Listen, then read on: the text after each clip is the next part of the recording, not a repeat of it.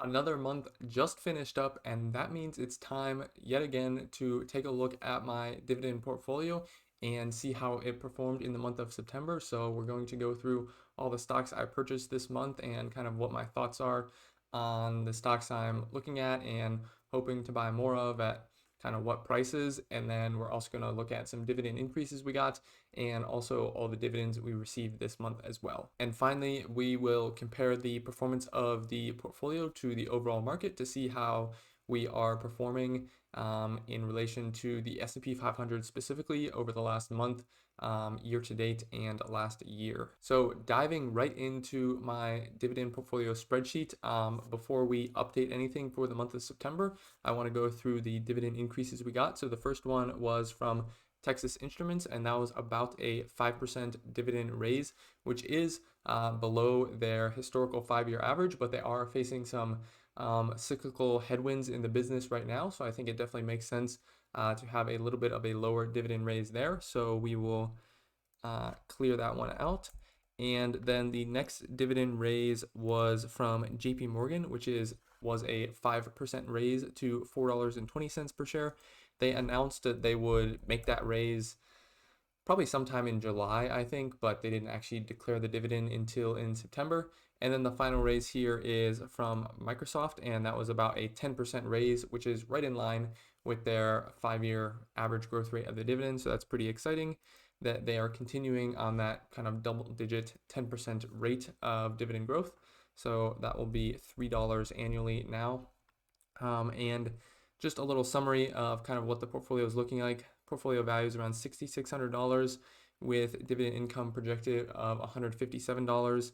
The yield is over 3% because of the decline in the market, and the 5-year dividend growth rate average is just over 7%. So, like I've said, looking to get that closer to 8%, which hopefully it'll get closer with some of the purchases we made this month. So now we're in my Fidelity dividend portfolio, and we can see we have all the purchases filtered out from the 1st to the 30th of September. So we can just download all these transactions, and then I will be able to import those into my dividend portfolio spreadsheet here. So I can go to File, Import, and then just going to import that CSV file and run my scripts that I've created, as you'll see, and that'll help to parse all that data into the portfolio spreadsheet and just let me visualize it all without having to manually enter it. So we'll go here and parse the Fidelity transactions, and like I've said in the past, all these scripts are available on my GitHub page, and I've talked about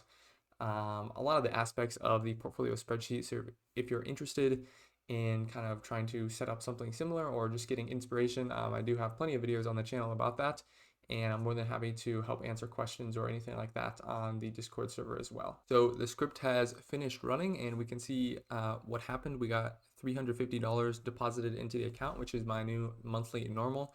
I said at the beginning of the year I wanted to probably get it to 500 per month by the end of the year, but I think for now I'm just going to keep it at 350. Just based on how much cash I have in the account, which right now is plenty, and also based on how much cash I have outside of the account that I need for maybe other purposes. And then buys were worth $637.78, which I'm super excited about because I got a chance to deploy some more of that cash and take advantage of some opportunities I saw. No sells, and then dividends for the month was $22.30, which is exciting as well. We can look here at some of the purchases we made this month. So pretty much just 3 stocks purchased, which were HP, Texas Instruments, and Southern Company. And we'll kind of look through a little bit later as to in total how much of all those we bought and what the average costs were. And then looking over at the dividends as well, we got a variety of dividends. Actually, quite a lot of dividend payments this month, but let's take a look. The first one was from Aflac for $1.02, Pfizer $1.51, Southern Company $2.30, J&J $4.02. Really happy with that one. How I've been able to build out that position over this year. I think a lot of that position was built out in the January to March timeframe, and that really helped with some of the dividend income and dividend growth as well. And the J&J stock is actually getting kind of close to a level that I might be interested in buying more. So we'll see what happens there. 3M $3.10, Microsoft 87 cents, Lockheed Martin 99 cents. Lockheed Martin, that's another one that's kind of getting closer to a price I'd be interested in buying at. It's below $400 per share, I think. And it's been what I would consider kind of overvalued for a long time now over the past year. So I'd be excited if it got a little bit lower and I could buy some more. Next, Amcor, 58 cents. Then we got our interest on our cash of $7.28, and then 63 cents from Travelers. So all in total, that was $22.30, which, as we can see, is our biggest month yet, which is super exciting. Down here, $22.30, $2 more than we got in August, and almost $4 more than we got in June, which is when these companies paid us last, which is exciting. And rounding out the third quarter, that gives us a total of $57.57 in the third quarter. And then on the year so far, we've received $127.20, which is exciting as well. And looking at some of the other data I have here, we can look at this invested per ticker to see which companies we invested in the most. So we have it filtered out from September 1st to the 30th. So these are the 3 companies we bought shares in. Obviously, cash is just the cash deposits. Southern Company, only $25 invested there at an average price of around $66, which isn't really all that great of a price. It's below that now, but I'm being a little bit more patient, I think, and maybe around $60 I would buy more if it gets there, I think. Texas Instruments bought almost a whole share, $150 worth at an average price below 160, which was pretty much my previous entry point, so pretty happy with that. And the stock has continued falling a little bit below 160, so I've been buying even more, which is exciting for me. And then HPQ, 17 more shares this month, $460 invested there at an average price of close to $27. So continuing to bring my average cost down as the stock has dropped a little bit more past my initial entry point. And then another tab here I think is interesting is ticker changes. So this can basically show us how each company performed this month. So we can filter it out to the appropriate dates and then filter by performance. So 3M here and HPQ are the 2 worst performers, both down about 15.5%. Leggett & Platt, Lockheed Martin, Apple, Amcor, like I said, companies that are falling a little bit. Leggett & Platt is, way down, near $25. I think my average cost is, probably $35 or more. But it's a good company, I think, and one that I'm not going to sell. But it also doesn't have the dividend growth really that I'm looking for. So even at these prices, I'm not going to add to it. And if it was a really small position, I would be interested in adding to it, but it's already kind of a sizable position in my portfolio. And so I don't want to, make it much bigger given the lack of dividend growth that I'm really looking for in my companies. So that's kind of my thoughts on Leggett & Platt there. And then as we can see, we only had 3 companies that were positive on the month, which was AbbVie up, 0.03%, then AT&T up less than 0.25%, and then Aflac up a little over 2%. So as we can see, the vast majority of the companies down, in the range of, 5 to 10% there. So obviously the portfolio was down, but again, we did make some deposits and got some dividends, so that definitely helps. And then the value over time tab here, we can see how the portfolio has been growing, which is super awesome. This chart is about a year and a half old. We can see the first entries was from February of 2022, so it's cool to see that growth. Back then, the portfolio was only worth about $2,000, and obviously I have, started increasing my contributions at a faster rate over time. So that has definitely helped. And now the portfolio is, up above $7,000 or close to it. And then dividend income just keeps climbing over $150 now. And then dividend yield has been pretty consistent around 3%, which is basically just fluctuating with the market. Now I think it's above 3%, and dividend CAGR has gone down a little bit, but hopefully it will be able to go up as well in the next few months as we continue focusing on high quality companies that have a history and a potential in the future to continue growing the dividend. So right now, portfolio value just under $7,000, 992. uh, dividend yield 3.25%, and the 5-year dividend CAGR did go up pretty substantially from HPQ and Texas Instruments purchases to about 7.8 right now. The thing I think is notable there is Texas Instruments, like I mentioned, is going to have some lower dividend increases most likely over the next few years.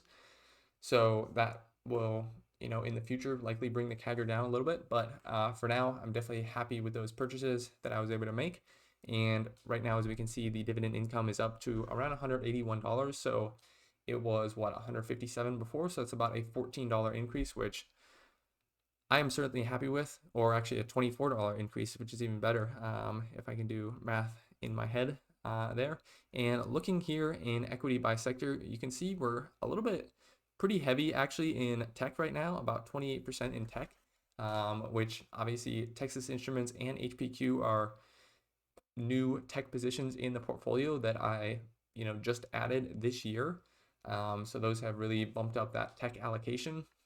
But I really have no problem with that because I think those are great companies. And for me personally, I don't really worry about the sectors really all that much.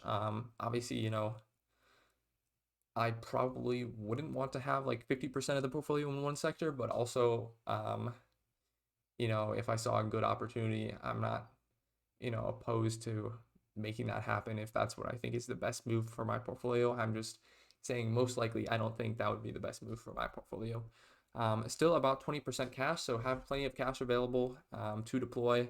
Looking to deploy in October, have already started deploying some of it in October, which is exciting. And then dividend income. The tech notably is starting to match the actual equity income in terms of the income versus the equity, which is I think that's a good thing generally. But again, it doesn't really matter that much. This just shows us kind of how each sector contributes to the income. And then looking over at the individual companies, let's actually sort here by equity so we can see which of our positions are biggest. So we can see actually HPQ is the biggest position right now at 10% of the portfolio and $700 of value, which, I'm excited by. I think it's a good company, and I think the, value I got or entry point I got is pretty good. I think my average cost is probably around $27 right now. So it's definitely, as you can see, down on the position a little bit, but, I've owned it like 2 months or less. So I'm not really too worried. Then the next one here is J&J actually in healthcare, which is about 7.5%. Then Microsoft rounding out the top three at about 5.8%. So like I said, companies I'm looking to add to, definitely, even though all these companies here are, in the top 10 of my portfolio, and, HPQ is 10%, I really have no problem adding to those. And these are kind of, these companies here, I wasn't too specific when I highlighted them, but I would say those are probably some of the best companies in my portfolio. So I have no problem adding to them more if I get the opportunity. So I think right now Texas Instruments and HP and even J&J are at fairly decent prices. So I definitely might add some more of those. I think Microsoft and Apple are still a bit expensive, but I would love to add to them. Same with JP Morgan and AbbVie. And then also Procter and Gamble, I would like an opportunity, but again, I think it's too expensive right now. It's definitely getting close. It's coming down some. And then same thing with Lockheed Martin, below $400 there, but I would probably still like it a little bit lower before I get too excited. And if we go back to Fidelity here, we can take a look at the performance for the portfolio. So over the past month, the portfolio is down about 3.5% compared to the overall market, which is about 4.75, close to 5%. So definitely outperforming obviously over the past month. And I think that's something that I could say at this point with a decent amount of confidence, is that I think my portfolio has a much better chance of outperforming the market during down times, which is kind of a losing strategy if that's the strategy, because generally the market's going to go up more than it goes down, but that's definitely not the strategy. That's just kind of how it's worked out so far. We can see year to date we're only up about 3% compared to the market of 13, and over the past year we're up about 21.3 compared to the market's 21.6. So pretty much in line with the market over the past year. It's just been a different trajectory and path to get to that same result. Um, some months, greatly beating the market, some definitely lagging the market. But like I've said in the past, this portfolio started on October 19th of 2020, as we can see here. So that means that we should get some 3-year data here pretty much at the end of October, which I'll be really excited about. And I'll be really excited to share that with you guys as well because, um, you know, 3 months, year to date, 1 year, those are, all interesting things to look at. But I think 3 years is definitely where you can kind of start to get a better idea of how a portfolio is doing compared to, some other portfolio, in this case, the total stock market and S&P 500. So I think the 3-year data will give us a much better understanding of how my portfolio is doing. And then, 2 years after that, I think the 5-year data is really where we can get a good idea and say, I'm beating the market, I'm not beating the market, and really be a little bit more confident in that declaration. So I would love to hear how your guys' portfolios did in the month of September. I'm always interested in that information and kind of what stocks you're looking at, or if you have any suggestions for my portfolio for sure. I do appreciate you all sticking around to the end of the video. If you want to chat with myself and other investors, really about any investing topics, I have a free Discord server, which I'll link down in the description as well. Thanks for watching, and I'll see you all in the next one.